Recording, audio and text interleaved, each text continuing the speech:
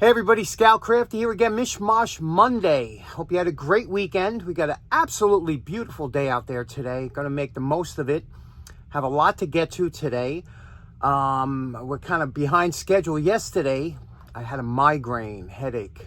For those of you who can sympathize, those of you who have had migraine headaches, you know what a real mother of all headaches that is, right? It's absolutely, debilitating. And once you get one of those, you just have to lay down and just wait till it passes. Funny thing is, we had a guy at work who always used to you ever get one of these people who exaggerate everything? And the guy would always say stuff like, yeah, he goes, I don't feel good, I got a migraine, and you look at him and you say, do you even know what a migraine is? Do you even have any idea? If you had a migraine, you wouldn't be walking around here telling people you had a migraine. You'd be sitting in a dark room with a towel over your head crying. He said, and he was the same guy that when he would miss a day at work, he would come in the next day. He'd say, what happened? You out yesterday? He'd go, yeah, I had the flu. Another guy, flu, like one day he had the flu. I had the flu once, and I'll tell you something, I was, for 2 days, I didn't get out of bed. 2 days straight, I was like, I forget it. So people that, they use those terms lightly, but yeah, migraine, that kicked my butt yesterday, but I'm good today. That's the good thing about migraines is when they go, they're gone. We got a few things to get to today. We're going to be working on the Decker hammer. The Decker hammer, for those of you just tuning in, I picked it up at Zagre for 25 cents. A lot of you wanted to see it done, so we're going to see how far we get with that. We're going to try and do it up nice.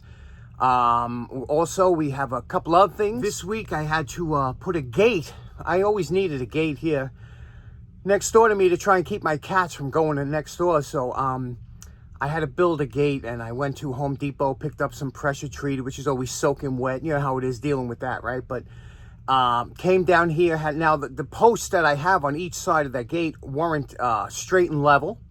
They were a little bit crooked. So that's the beauty about when you do metal. If you do any kind of metalworking, you get so good with your measurements because, you have to measure within the thousandths of an inch, that when you go back to woodworking, you're so much better off because you're much more accurate. So I came down here, I knocked it out down the basement. And again, I took the measurements upstairs. You got to measure not just twice, like 4 times. And then I built it. And, sometimes I was pretty happy because the seam, when you make a gate or something, you want that seam to be equal all the way down, and mine was. It came out good. It works like a champ, so pretty happy with that. That was a job done. So what do you say we get started with the hammer and see where we're at? Okay, next up, if you remember last time I was at Zagre Farm Museum, I picked up this hammer from Bob at 25 cents, a Decker Bob Hart hammer, vintage. I thought it said 21. Somebody said 24. Let me clean it up, really look real quick what it is, and then we'll attack this hammer, see what we can do. Okay, we just took it over to the wire brush. It is indeed a 21. Okay, it is indeed a 21, Decker 21. It's hard to see through the camera, but now that we cleaned it up. Again, see the problem, I never like to mess with collectible tools because I could sell, guys that like these hammers want it just the way it is. So what I'm going to do is I'm going to try and preserve it. Let's take off this tape and see what we have going on under there. We already have an issue with the bottom split handle here. And it is a factory hung handle, which is another collectible, and it's tight.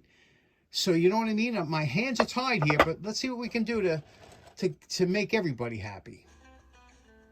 Okay, you see where we're at now. Not really, a couple misses where it hit some nails, but it's savable. See, the issue with this is Hart had a special handle. You can see here the eyelet is very long, and it was a special handle that they made, and a lot of guys like them. They were, forgiving because they were thinned out here, and like in California, these are real big, and you can find them all over, but not too many here. So let's see what we can do. We're just going to do a preservation. We're going to try and clean it.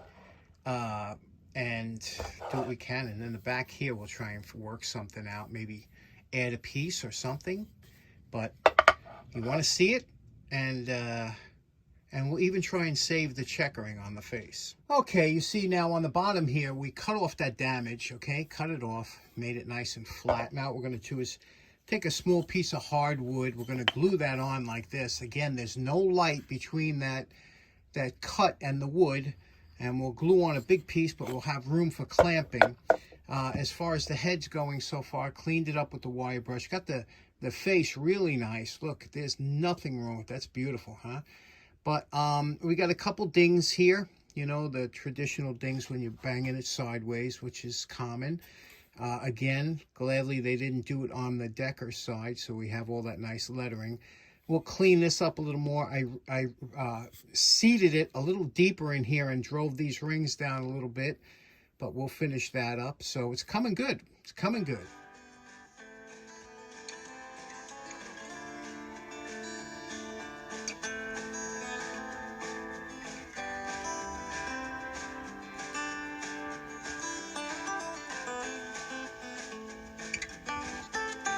Okay, next up, you can see we drilled 2 holes, and you see the angle. We drilled them into the handle here, and now we're just going to insert some dowels, wooden dowels, the same size as these holes, glue them in, and pound them down. Okay, now it's been over 24 hours. This is solid.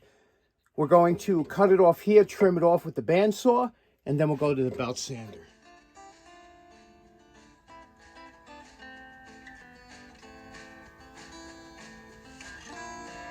Okay, there we go. That's just with the bandsaw. You can see where we're at now. Now we'll make it nice with the larger belt sander.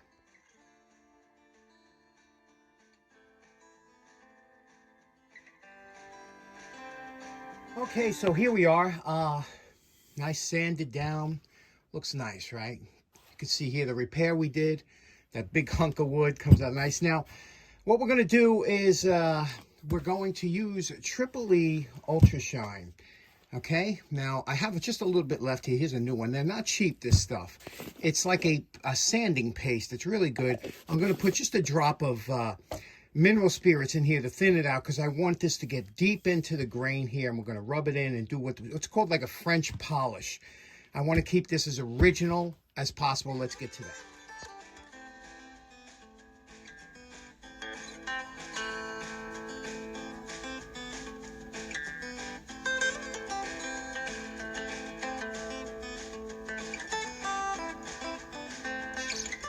Now, you know my favorite part. Remember what this Decker 21 looked like before we started.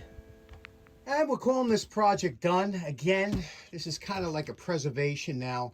You can see what I did with the handle. This is hand rubbed with the Triple E to get all the smoothness in there. Then it's done with wax and oils. And it's a hand finish. You can see here there's a sheen on it. Super smooth in the hand. This is a tribute to carpenters. Carpenters like this type of finish. It's not slippery. You could work on it all day, not like a varnish or shellac. It's just what they prefer. As you can see with the head, all we did was just a nice cleanup on here. Kept it. You can see the Decker 21. Look at that face, huh? This is in beautiful condition. Look what we did with the top there. You can see we oiled it. Isn't that nice? And this is a hammer that any carpenter would love to just grab and use. The only other thing that I would probably do if I were a carpenter is wrap the bottom 1/3 with sports tape. You know, that white sports tape? A lot of times they like that too. But other than that, this is, you can see what we did here. Repaired that down there. Just, you know, it's a preservation. What do you think? You wanted to see it done. Here we go. Okay, last up, a couple weeks ago when we were doing the poor man's flea market, we found in the garbage a jack, a floor jack. Thank God it was next door. You know what that's like, dragging a jack home? You know how much noise they make on the street, 2 o'clock in the morning? Anyway, I got my hand truck, picked it up, and a lot of you, especially my buddy Ben Mall, he was like, I hope you didn't leave that jack behind. And for Ben to get excited about a jack, you know it's something special. So, what happened was I brought it in the back. You know, again, I have a couple floor jacks, but, you know, they started making them chintzy. Like now they're kind of cheap, you know, so when you find a commercial grade heavy duty with 5/16 inch side plate, which this one has, you grab it. This thing was over 100 pounds. I carried it into the backyard with the hand truck, and the next day I said, let me see how this thing works. I tried it. Unbelievable. It's so smooth. Check out the action on this jack.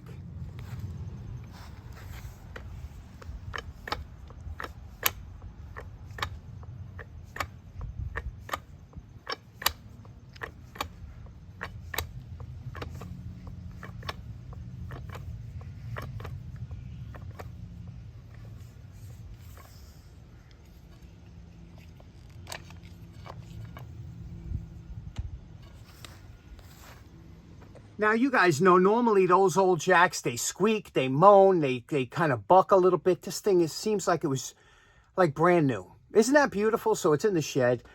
And I know a lot of you guys were asking about that. Anyway, I hope you enjoyed today's episode. We'll see you again on Wednesday. Take care now. Bye-bye.